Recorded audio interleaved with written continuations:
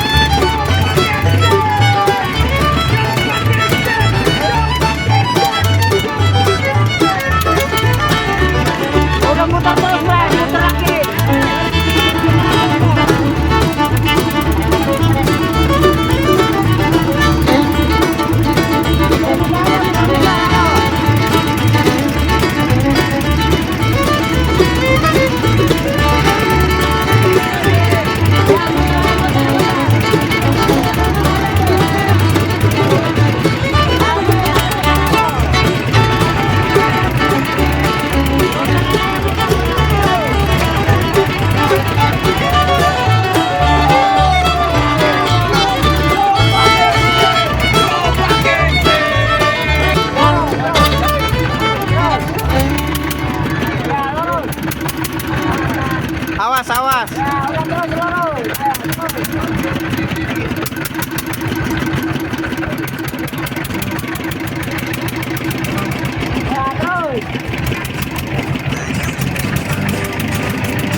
Kawan-kawan ambil no.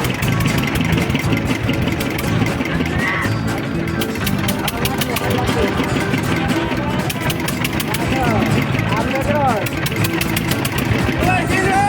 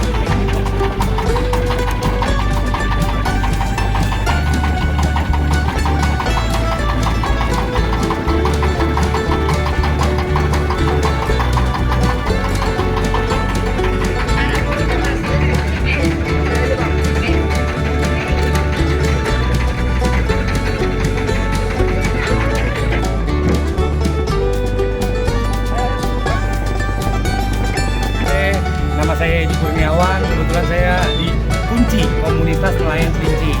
Kunci komunitas nelayan Cilincing. Betul. Bang Edi mungkin bisa dijelasin nih untuk kegiatan hari ini seperti apa sih sampai akhirnya masyarakat turun ke tengah laut gitu.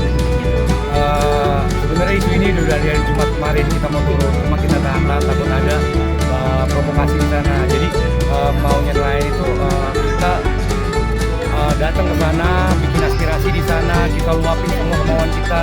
Cuma satu yang kita minta di sana, kejelasan apa yang mau dibuat di sana, dan kita cuma minta jalan, akses jalan yang emang nggak layak buat para nelayan sambil berjalan gitu. Jadi yang dipersoalkan itu tentang tiang pancang. Kan ini ada dua proyek yang berbeda ya. Kalau yang aku lihat yang pertama itu tiang pancang MPA yang dari Pelindo, yang sampingnya itu reklamasi berarti ya. Nah itu yang dipermasalahin, yang paling bermasalah itu yang mana nih Bang? Sebenarnya kita udah dapat sosialisasi itu dari pihak Pelindo sebenarnya, tapi Pelindo pun udah sampaikan ke kita tahu programnya seperti apa. Tapi yang kita nggak tahu tuh dari pihak KCN nggak ada sosialisasi ke kita, terus tahu-tahu udah jadi.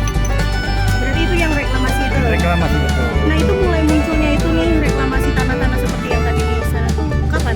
Dari hari Jumat kemarin, dari hari Jumat itu sebenarnya teman-teman udah mau koordinasi, itu sebelum tertutup, dan hari Jumat ketemu Sabtu itu udah rata sampai ujung, jadi kita nggak bisa lewat di sebelah sini. Bisa lewat cuma kayaknya lebih berbahaya karena mungkin sebelahnya pasir, jadi takut ada batu yang gede, lebih gede lagi terus bisa kena perahu, yang ada lebih bahaya buat teman-teman nelayan juga gitu Pak. Berarti memang kalau misalkan dari nelayan sendiri itu arahnya tuh ke sana ya, yang ke tutupan pasir-pasir itu? Iya, sebagian besar itu kan emang ada nelayan yang emang larinya ke daerah Gembong, Bekasi, dan ada yang nyari wilayah Priuk. Jadi kalau misalkan dari tiang pancang itu ya sebenarnya dia bisa ngelewatin itu, ngebentang gitu di atas. Tapi kalau misalnya dari yang pembangunan reklamasi ini agak sulit gitu ya? Betul, dan kita juga nggak dikasih informasinya untuk seperti apa sosialisasinya dari teman-teman nelayan pun. Oh ini kita mau ditaruh di mana? Terus kalau misalkan yang dibikin kesusahan tuh saat ada perahu yang sama-sama jalan, terus ada muatannya, terus bisa juga jadi bikin kayak kena sampah, terus dia macet, terus kena water break. Jadi di samping sebelah kiri TPI itu ada water break yang emang lumayan banyak, itu kendalanya di sana sebenarnya. Tapi kalau dari nelayan sendiri tetap masih bisa melaut atau enggak nih dengan adanya pembangunan itu? Kalau ditanya masih bisa melaut, bisa. Cuma jauh? Akses jalan keluar masuk kita sebenarnya yang susah Kak. Sebenarnya ada gelombang kalau udah terlom kita ntar Om. Kalau misalkan jadi yang kita mau itu cuma satu, akses jalan buat nelayan. Jadi nelayan itu sebenarnya belum berdampak sekarang, tapi kalau misalkan nanti udah hujan, angin dan laut barat itu saat itu yang sebenarnya yang ditakutin sama kita orang. Tapi kalau misalnya yang tadi aku lihat itu kan kapal-kapal yang ikut kan kebanyakan kapal-kapal lacak tuh Bang. Bukan. Itu kapal nelayan berarti? Itu bukan lacak, yang sebagian besar itu emang kapal nelayan. Kalau dibilang lacak bukan, itu kapal servis penumpang, tapi itu nggak banyak, yang lebih banyak malah kapal nelayan tadi. Nelayan. Berarti kira-kira berapa nelayan yang terdampak dari pembangunan ini? Kira-kira aja. Dibilang terdampak hampir ada 300 sampai 350 kapal ya, kapal yang terdampak. Yang biasa berlalu lalang di situ. Betul. Berarti ya. Katanya selain soal perubahan jalur itu, katanya ada pendangkalan juga karena proyek itu. Nah, ya, yang tadi pendangkalan itu yang dibalik lagi yang tadi selat yang di sebelah kanan itu yang dari samping. Berarti yang diantara si tiang pancang sama reklamasinya. Betul, sama reklamasinya itu. Itu yang karena pasir itu kan pasti bakal turun ke bawah tuh, itu yang membuat dangkal juga sebenarnya. Sebenarnya sih kalau kita nggak pernah protes ya, kita belum pernah melakukan hal seperti ini di Cilincing. Kita dukung semua hal yang ada pemerintah buat, tapi kita cuman mau minta dikasih jalan aja sih sebenarnya, paling itu sih. Bang, berarti kan kalau tadi aku dengerin Bang, sebenarnya kan kalau soal tiang pancangnya itu dari NPA-nya Pelindo itu dari sosialisasi ya? Kita dapat sosialisasi, khususnya kita sendiri di sosialisasi. Yang ACN yang reklamasi itu yang tiba-tiba kaget? Ya tiba-tiba ada yang itu kita kaget. Sekarang sebenarnya yang berarti yang dipermasalahkan tuh jarak antara si tiang pancang sama reklamasinya itu juga. Betul, dan kita nggak tahu nih ke depannya seperti apa jadinya nih depan kita muara. Sekarang kita udah dibuat nih dari sini yang satu sebelah sini nih, tembok sebelah sini ke sana itu 40 meter. Tapi kenapa di ujungnya kecil? Sama aja kayak corong dong kalau kayak gitu, bener gak? itu ngambat kita juga sih sebenarnya kalau misalkan perihal masalah itunya itu loh. Dari Nelayan di sini berapa lama Pak? Udah berapa puluh tahun ya, hampir 20 tahun lebih Nelayan ikan atau gimana berarti? ikan. Ikan. Pak, memang dampak dari pembangunan yang dilakukan KCN reklamasi itu dan tiang pancang untuk nelayan sendiri seperti apa sih Pak? Kalau untuk akses kan jelas mengganggu. Itu kan terlalu menjorok Mbak, terlalu menjorok ke arah muara. Kalau itu papasan, misalkan papasan nih, kipasnya kena sampah, itu kalau ada ombak udah nggak gagal, pasti kena tiang tuh Mbak. Pasti itu, udah dipastikan. Ini yang nggak ada tiang pancang aja kadang-kadang kita kedampar kalau lagi ada ombak. Kalau kipasnya kena sampah. Tapi kalau misalkan kalau kita kan awam ya Pak ya, sebagai ya kita bukan nelayan lah. Tapi kan kalau misalkan kita lihat kan ada jarak nih antara tiang pancang dan beton yang tanggul itu kan. Nah itu kan masih ada jalan yang lebar tuh Pak. Itu berarti nggak cukup jalan seperti Kalau itu? menurut kasat mata ya emang lebar. Kalau untuk di darat itu emang lebar. Tapi kalau untuk di laut beda lagi Mbak. Soalnya medannya beda, cuacanya kadang-kadang kan kalau ada ombak Bergelombang. bergelombang itu gitu. Kalau di darat kan kalau emang segitu ya udah segitu aja. Kalau di laut kan kadang-kadang ini kita arah mau ke sini nih. Kadang-kadang kalau kehantam ombak kan geser gitu. Jadi khawatirnya nanti malah kepentok beton atau iya. si tiang pancang itu gitu ya. Nah itu selain sempitnya akses, dampaknya apa lagi? Apakah jadi muter atau gimana tuh? Kita kadang-kadang carinya kadang-kadang di sini aja ukuran 10 menit 15 menit tuh ada ikan Mbak. Sekarang udah nggak ada. Lebih jauh lagi ke sana lagi, tengah lagi. berarti mempengaruhi Penghasilan juga. Itu Iya. sejak kapan berarti terdampak penghasilan? Semenjak ada reklamasi aja. Reklamasi terus tambah pembangunan ini lagi. Tambah jauh lagi aja. Nah kalau misalkan nih sebelum ada pembangunan ini ya reklamasi dan juga tiang pancang ini, Bapak tuh penghasilannya bisa berapa sih sebagai nelayan Pak? Nggak nentu Mbak, kalau di laut mah nggak nentu. Kira-kira aja Pak biar kita tahu nih, oh ada penurunan yang signifikan gitu. Sangat signifikan. Yang Berapa? biasa 1 juta dapat 500-600 itu semuanya, bukan per orang. Berarti maksudnya sebelum ada pembangunan reklamasi atau Sejuta lebih. Tanah, Kita ya. buat belanja warung 400 atau 500. Sisanya baru dibagi. Nah, kalau semenjak ada pembangunan reklamasi sama tiang ini, Kalau dapat 1 juta aja udah untung banget itu. Udah untung banget kalau 1 juta aja. Tadi katanya ada kapal nelayan yang sempat kandas juga, benar itu berarti yang tadi disampaikan. Bapak tahu nggak peristiwa itu? Yang mana tuh? Tadi kan yang Bapak tadi tuh Pak Edi bilang ada nelayan yang Intinya gini aja Mbak. Maksud intinya dilebarin aja jaraknya. oh harapannya gitu. Lebarin jaraknya. Kasih akses yang nyaman lah. Itu kalau udah pastilah, sudah saya pastikan itu. Kalau tiang pancang jadi, ini kan kali kan kadang-kadang ada sampah nih Mbak. Kalau nggak keluar atau masuk, kalau kipasnya kena sampah, udah pasti itu, pasti kena tiang itu.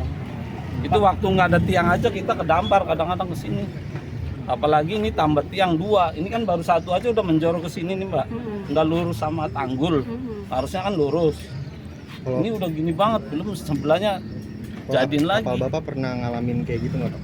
Ya ini jangan sampai terjadi, antisipasi. berarti gambarannya gini, seharusnya tuh kalau yang keluar ini dia belok kanan ke arah yang reklamasi itu Pak. Seharusnya lurus saja, biasanya mah lurus saja itu. Reklamasi itu nggak ada, tadinya nggak ada itu. Tapi berarti sebenarnya harapan Bapak tuh yang diluasin jaraknya itu antara si tiang pancang sama reklamasinya itu.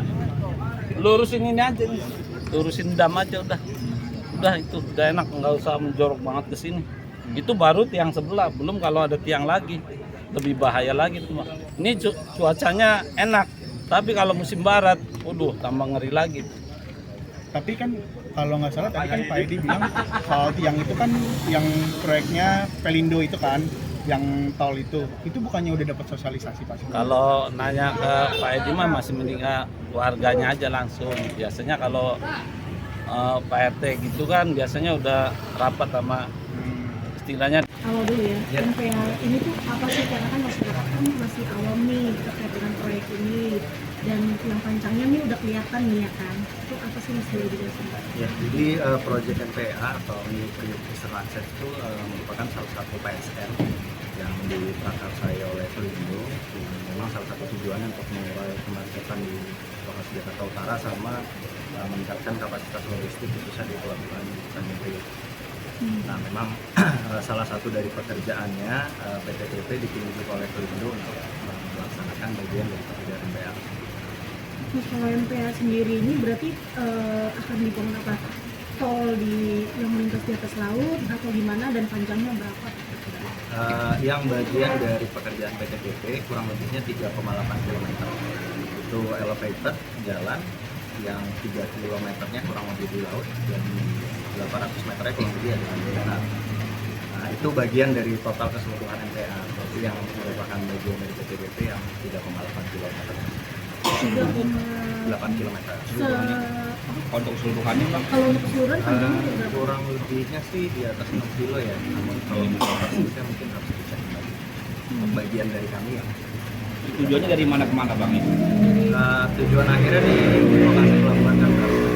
Tujuan awalnya menyambungkan ke tol JPCC. Berarti nanti untuk yang di atas lautnya itu nih ya Bang, itu akan tingginya berapa tuh kira-kira kalau?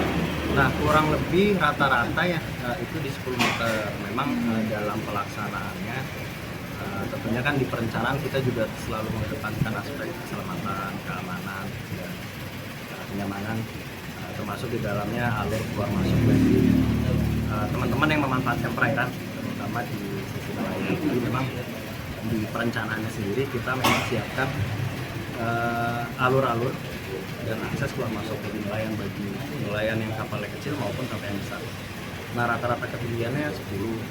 Namun kita juga dalam perencanaannya memang menyiapkan adanya 2 akses yang cukup besar, kurang lebih lebarnya hampir 60 meter dengan tingginya 18 meter. Ini yang harapannya bisa menjamin selain kapal-kapal nelayan yang kecil, mungkin ada bagian-bagian tangkap dan dimensinya cukup besar, tetap bisa keluar masuk dengan nyaman.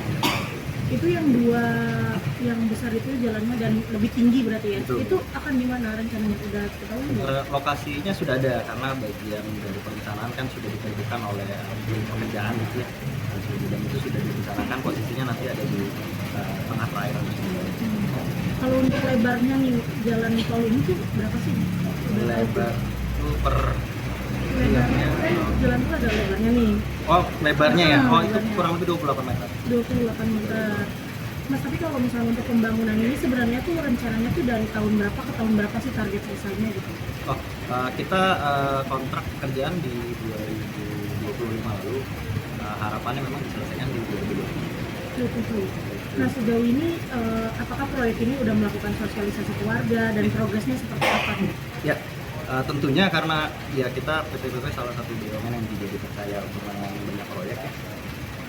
Sosialisasi merupakan suatu kewajiban yang memang diamanahkan oleh tidak hanya Pelindo, termasuk juga di dalam AMDA. Nah, sosialisasi itu kita sudah laksanakan dari sejak bulan Agustus tahun lalu. Kita mulai memasuki operasi-operasi Cilincing, operasi nelayan di Kalibaru, Cilincing dan juga Marunda, termasuk juga NTRW yang berada di situ. Nah, selain ke masyarakat sama nelayan, kita juga tentunya sosialisasi ke beberapa stakeholder terkait lainnya seperti SOP, kemudian Pelindo juga mengajak kami untuk melakukan sosialisasi dan stakeholder lain yang ada di sekitarnya. Alhamdulillah sih penerimaannya cukup baik dan memang masukan-masukan dari nelayan pada saat itu adalah agar proyek ini dilaksanakan mengedepankan tentunya keamanan mereka untuk berlayar dan menyediakan akses yang tidak tertutup bagi mereka untuk bisa keluar masuk di bawah konstruksi-konstruksi yang sebelumnya. Kalau untuk progres pembangunannya berarti sejauh ini gimana nih yang dikerjakan PT PP? Untuk kerjaan pemancangannya sendiri yang di sisi laut itu kita baru mulai kerjakan kurang lebih di November Desember, jadi memang kita baru start untuk mengerjakan pekerjaan pemancangan di sisi laut. Sejauh pengerjaan ini apa sih kendalanya gitu? Karena kan ini kan PSN kan, terus manfaatnya juga tadi jelas untuk mengurai kemacetan di kawasan ini. Kendalanya apa? Tentunya karena kebetulan kami dapat paket pekerjaan yang berada di perairan, faktor cuaca, kemudian kondisi gelombang, dan mungkin kemarin sempat ramai kondisi monsun barat yang cukup ekstrem, itu tentunya kena dampak cukup banyak, tidak hanya ke nelayan yang beraktivitas, tentunya ke konsumsi juga. Jadi memang di Januari Februari kemarin kita kena dampak yang cukup besar.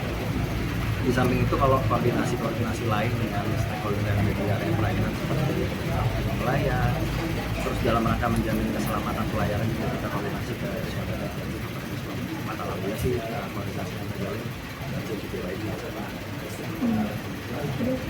Aku lupa. Ada yang mau nanya lagi? 40 meter itu cukup panjang juga, terasa jalan yang jarak antar pilarnya 40 meter. Nah, jarak tiang yang kecil-kecil pun ada yang 4 sampai 6 meter supaya kapal-kapal lacak tadi atau nelayan yang punya perahu kecil tetap bisa keluar masuk. Jadi berbagai dimensi sih kita sudah masuk ke dalam bagian dari perencanaan tersebut. Ya kan kalau misalnya, tapi kan misalnya bagian nelayan tuh khawatirnya itu ya Mas, belum semua tahu bahwa Betul. benar nih kita tetap dapat akses, tapi dari PTPP sendiri berarti memastikan bahwa nelayan tetap Betul. bisa. Jadi kita pun pada saat sosialisasi khawatirnya kan ada banyak masukan yang kita tidak serap, ini kita coba tampung perwakilan melalui koperasi-koperasi tersebut. Nah, masing-masing koperasi itu menyatakan aspirasinya yang kami tangkap dan itu kita aplikasikan di lapangan. Selain perencanaan jarak antar tiang, di pelaksanaannya juga kita siapkan, salah satunya jika malam hari kita sediakan lampu-lampu supaya kapal bisa tahu nih mana jalur akses kami. Kemudian kita sediakan pelampu dan penanda tanda supaya akses selama konsumsi ini tidak terganggu. Nah, di samping itu juga tentunya pada saat pelaksanaan khawatirnya mungkin ada kena balik-balik mereka atau seperti apa ya, alat-alat konsumsi kita di lapangan pun kita harus pastikan aman dan harus kita berikan penanganan yang cukup supaya tidak terkena oleh alat-alat. Kan kalau ngomongin AMDAL nih Mas, pasti kan prosesnya panjang nih untuk pengurusan AMDAL sendiri. Kalau dari pembangunan ini AMDALnya gimana Mas? Apakah udah rampung? Terus pengurusan yang gimana? Kebetulan kami bertindak sebagai pelaksana, jadi seluruh perizinan yang sebelumnya sudah dimiliki sudah diberikan dari Pelindo kepada kami. Setahu saya AMDAL itu sudah diperoleh Pelindo di tahun 2023. Dan itu sudah diberikan ke kami, termasuk di dalamnya ada kegiatan-kegiatan pemantauan sama pengelolaan dengan aktivitas yang harus kita lakukan. Nah ini kan masih proses pengerjaan kan sampai tahun depan. Ada gak himbauan ke nelayan gitu tentang hal ini supaya tetap sama-sama aman nih, mereka kerja aman, proyek juga berjalan lancar? Pada prinsipnya kita membuka aspirasi selalu, jadi selain sosialisasi yang sudah kita lakukan di awal, umumnya setiap sebulan hingga 2 bulan sekali kita melaksanakan pertemuan internal dengan nelayan untuk kalau nanti ada aspirasi tambahan bisa kita akomodir di lapangan. Nah, tidak hanya itu, kita juga meng-capture nih serta memberdayakan masyarakat di sekitar area pekerjaan untuk turut aktif di proyek.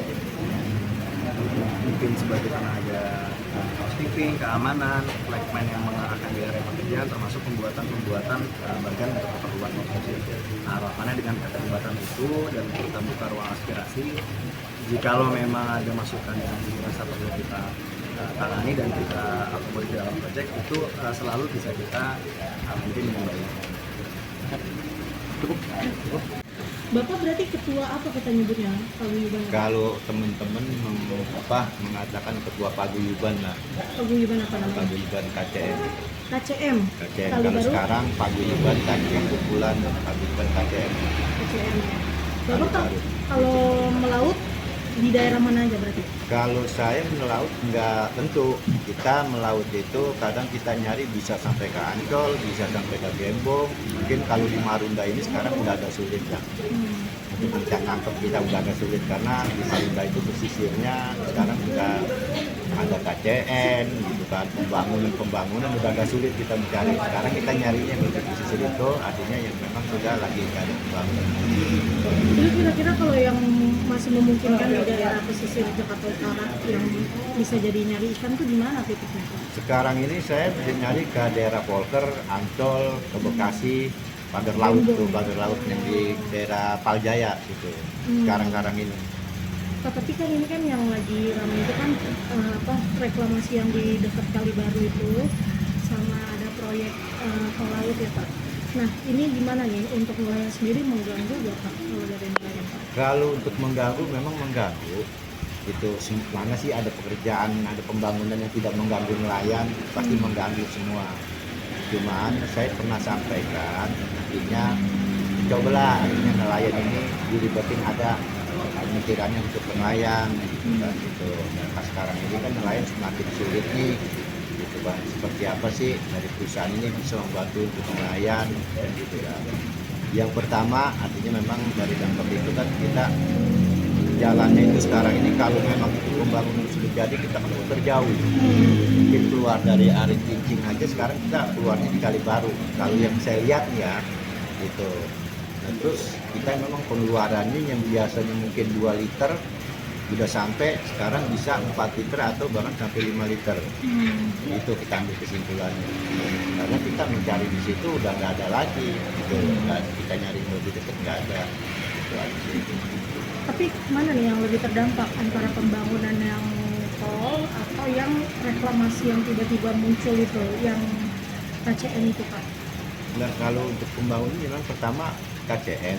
KCN itu dia kan menguruk nih, gitu kan menguruk. Ya, memang sebelumnya sudah pernah ada realisasi, cuman kan waktu itu yang diundang Marunda sama Kerincing. Nah, saya juga pernah sampaikan, artinya nelayan yang ada di Kecamatan Kerincing ini ada namanya paguyuban KCN, itu dari Kalibaru, Kerincing, Marunda. Nah, karena yang diundang baru 2, artinya dari Marunda sama Kerincing, ini belum lengkap menurut saya. Nah, gitu. Nah, sampai saat itu ya saya nggak pernah ada pertemuan lagi. Oh, tapi sebelumnya udah ada sosialisasi dari KCN Sosialisasi tentang juga itu reklamasi ini? Ada, tapi itu belum waktu pengurugan. Belum mengunggah? Pengurugan itu sosialisasinya dia waktunya untuk pagar betonnya. Oh, pagar beton yang sempat Pagar viral juga beton. ya? Oh, berarti bukan tentang pengurukan Bukan yang tentang di dekat pengurugannya. Kalibaru itu? Kalau pengurugannya saya kurang jelas ya, pada waktu itu juga nggak tahu, belum pernah saya dengar cerita pengurugan gitu kan. Gitu. Yang saya tahu itu dia buat pagar beton dari tinggi itu sampai ke tengah, sampai ke timur, sampai ke pas Muara Marunda. Gitu. Oh, berarti yang disosialisasi saat pertama persoalan yang dari KCN itu sosialisasi nelayan yang tidak merata. Kedua, yang disosialisasi itu bukan soal yang pengurukan terbaru ini yang dipermasalahkan, tapi pagar beton yang sempat betonnya. viral kemarin ya Pak ya. Pak, kalau saya boleh tahu nih Pak, kan ini kan jadi jalan agak tertutup ya Pak ya. Itu Bapak taunya ada pengurukan itu kapan Pak? Kalau saya memang di Marunda tinggal, gitu kan. Nah, itu yang lebih dekat nanti Pak Edi yang bisa, karena Pak Edi rumahnya pas kebetulan di depan muara itu, nggak jauh dari muara. Kalau saya kan cuma hanya berinformasi waktu ada teman-teman lain rame nih masalah belum ada aksi demo ya, belum. Itu 2 hari lalu saya dengar informasi dari Pak Edi. Lalu saya menghubungi Sudin, Sudin Kelautan. Saya minta tolong Pak, tolong dicek ke bawah. Nah, ini jangan sampai ini menjadi rame, gitu kan. Kekhawatiran saya, memang ini nelayan atau bukan, artinya saya khawatirkan ini bakal sebuah nama kan gitu kan. Nah, memang semua itu membutuhkan di alur lintas nelayan itu membutuhkan itu. Di situ memang bukan nelayan aja yang lalu lalang masuk keluarnya, artinya di situ ada perahu antar jemput dari Gembong sampai Kerincing, dari Muara Penderas ke Kerincing, itu ada itu antar jemputnya setiap hari itu. Itu kan. Kedua memang di situ ada kalau bahasa saya itu perahu-perahu servis antar jemput juga, antar jemput ke kapal gitu kan. Memang lacak bahasa disebutnya. Itu setiap hari siang malam gitu kan.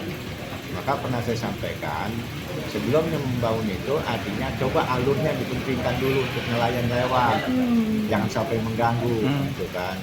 Nah, kalau itu alur itu nggak diutamakan, itu sangat mengganggu. Bukan nelayan aja yang membutuhkan itu, dan lagi dampaknya apabila hujan, air juga nggak lancar turun ke lautnya gitu. Karena di kali itu kan sudah banyak perahu-perahu.